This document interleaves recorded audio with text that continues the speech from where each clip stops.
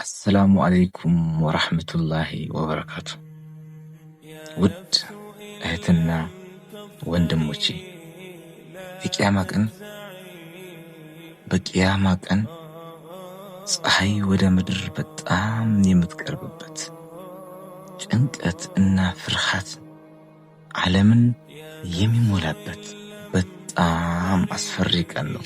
በዛ ማንም ሰው ማንንም በማይጠቅምበት ቀን ማንንም በማይጠቅምበት ቀን በዛች ቀን ከአላህ አርሽ ጥላ ስር በስተቀር ምንም አይነት ጥላ በሌለበት ቀን ታዲያ በዛች አስፈሪ ቀን አላህ ልዩ ክብር ሰጥቶ ከአርሹ ጥላ ስር ከሚያስጠልላቸው ሰባት እድለኛ ሰዎች መካከል እርሶ ይኑርበት አይኑርበት ያውቁ ይሆን? ዛሬ እነዚህን 7 ወርቃማ እድለኛ ሰዎችን እንመለከታለን፣ ራሳችንንም እንፈትሻለን። በዛች ቀን በአርሽ ጥላ ስር አላህ ልዩ ክብር ሰጥቷቸው ልዩ ቦታ ልዩ እንክብካቤ ሰጥቶ 7 የሚንከባከባቸው ሰዎች እነማን ናቸው? ምን አይነት ሰዎች ናቸው? ምንድን ነበር እነሱ ስራቸው የሚለውን ጉዳይ በጥልቀት እንመለከተዋለን። እስከ መጨረሻው አብራችሁን ቆዩ። ከሰባቱ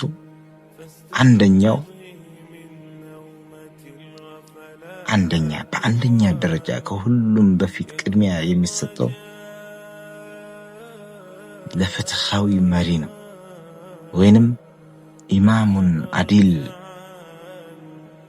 ምን ማለት ነው? ፍትሃዊ መሪ ኢማሙን አዲል ማለት ምን ማለት ነው? አንደኛ ደረጃ መጥቶ እንዲቀመጥ ያደረገው አላህ ዘንድ በሐቅ እና በጣም በፍጹም ፍትህ የሚያስተዳድሩ ንጉሶች መሪዎች ናቸው። አንድ ንጉስ በሐቅና በፍጹም በሆነ በፍትሃዊነት የመራ ንጉስ ሲባል አንድ ትልቅ አገር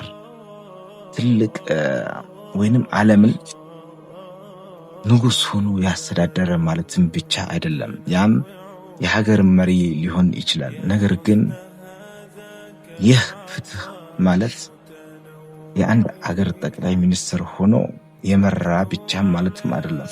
ያም እሱን የሚጨምር ቢሆንም በፍትህ ማስተዳደር ማለት ሁላችንም፣ ለምሳሌ አንድ ሰው ቤቱን በስርዓት ከመራ ቤቱን የመምራት ኃላፊነት እስካለበት ድረስ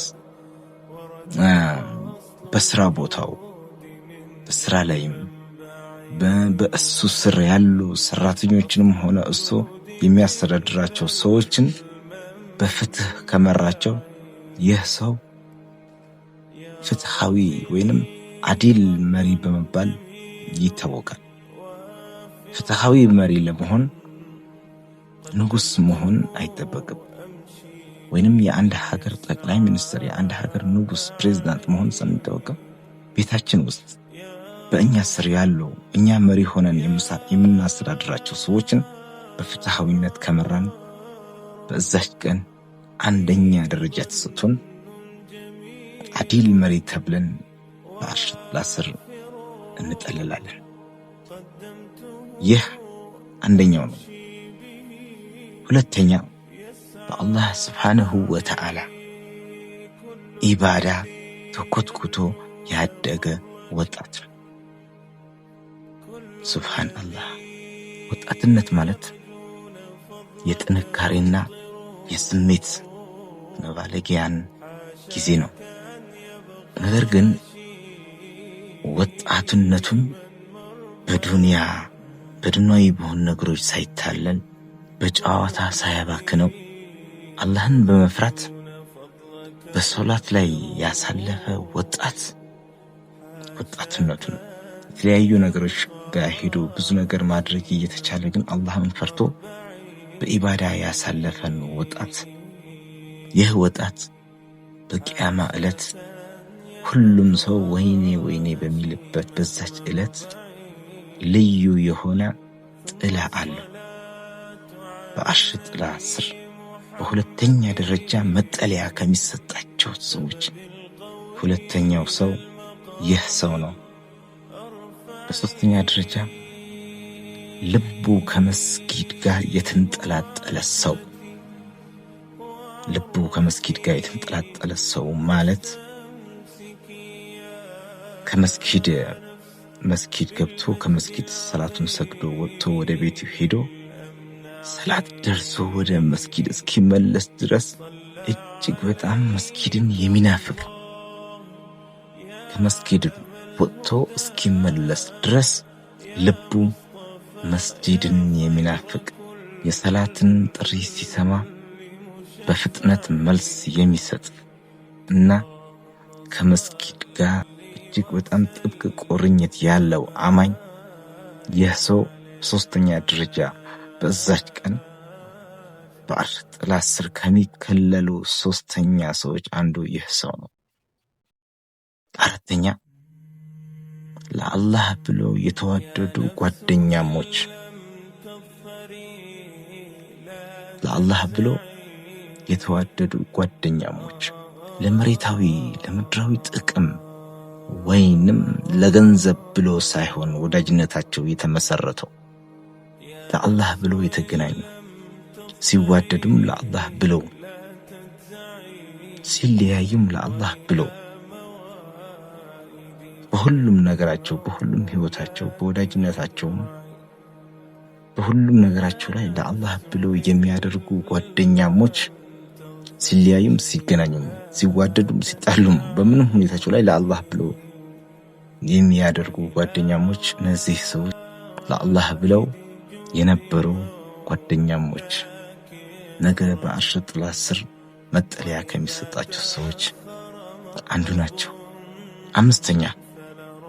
በአምስተኛ ደረጃ በአርሽ ጥላ ስር መጠለያ ከሚሰጣቸው ሰዎች ምርጦቹ ሰዎች አምስተኛ ባለስልጣን ወይንም እጅግ በጣም ቆንጆ የሆነችን ሴት እንስት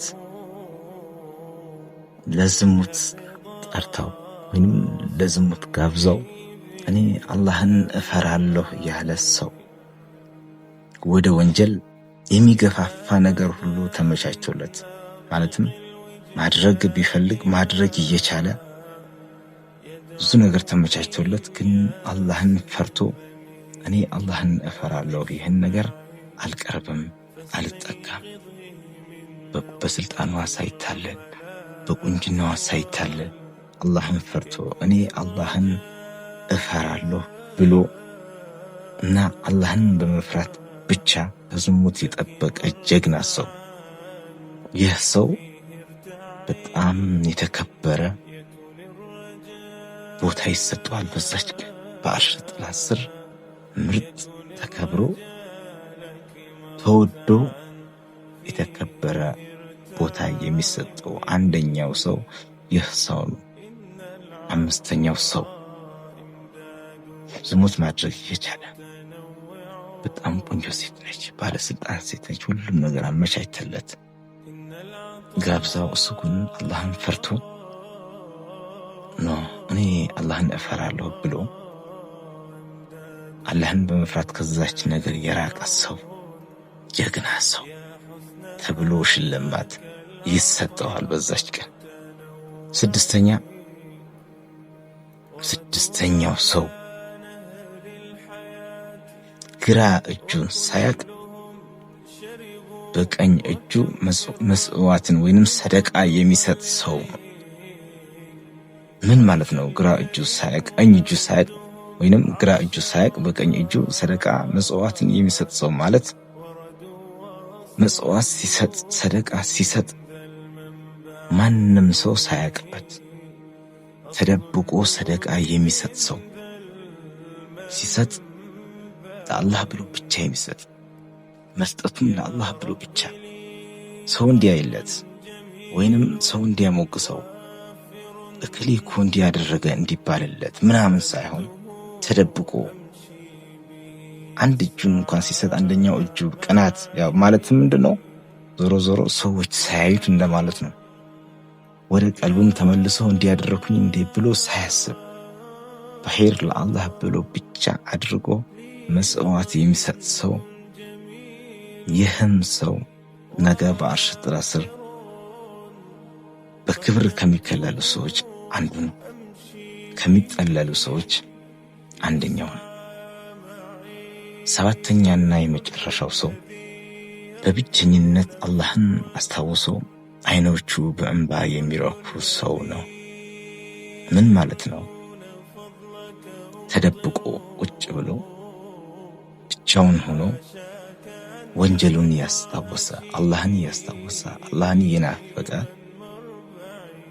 ብቻውን ሆኖ ሰው እንዲያይለት ወይንም እከሌ አማኝ ነው እከሌ ኢማንተኛ ነው እከሌ እንዲህ ነው ምናምን እንዲባልለት ሳይሆን ከዛ ነገር ሁሉ ተሰትሮ ብቻውን ሆኖ ከአላህ ጋር እየተነጋገረ አላህን የናፈቀ ወንጀሉን ያስታወሰ አይኖቹ በእንባ የሚረኩ ሰው አላህን በመፍራትና አላህን በመናፈቅ አይኖቹ የሚያለቅሱ አማኝ ይህ ሰው ነገ በክብር ከሚስተናገዱ ሰዎች አንደኛው ነው። ውድ ወንድሞቼና እህቶቼ አላህ ከእነዚህ 7 እድለኞች ተርታ እንዲመድበን ከወዲሁ በህይወት እያለን መልካም ስራዎችን በመስራት መለማመድና ለእዛች ቀን መዘጋጀት እዛች ደረጃ ውስጥ ከ7 ሰዎች አንዱ ለመሆን ከአሁኑ መለማመድ ይኖርብናል።